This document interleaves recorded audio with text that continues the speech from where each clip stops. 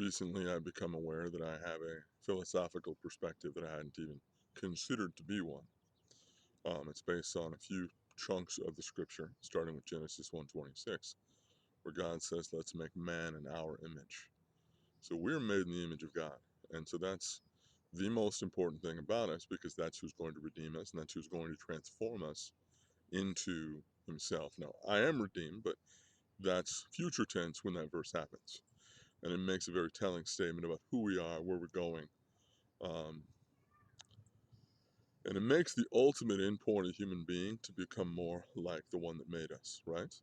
And so I have a few undergirding points that go with that. That's a fairly obvious statement that we would all claim to believe, but the way I'm interpreting and apply it may be different than you might do so. You see, if the real endpoint is me becoming like Christ, you becoming like Christ, and or the most Christ-like version of you, because I think He makes us unique so that we can be unique reflections of Him, much as God has too many sides of Him for one person to express.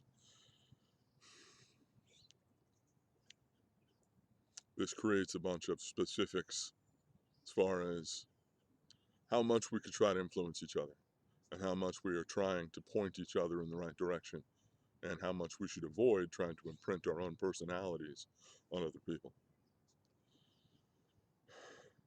One of the important concepts here, this is axiom 1 of the Pactium. Okay. All human beings are image bearers of God. We agree on that. All with divinely gifted rights to free thought, emotion, and volition, or free cognition, emotion, and volition. And I don't mean free in a political sense. I don't mean free in a hippie sense. What cognition means here is free of my prevention of you becoming who you're supposed to be, free of obstructions. That is external control, uh, people trying to make you into them, people trying to broadcast their own politics or thinking upon you, when you've been given your own God-given mind that is itself a reflection of who made us. So, cognition.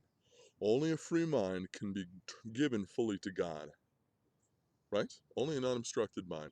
Us not controlling other people's thought processes. Only a free heart can be fully given to God.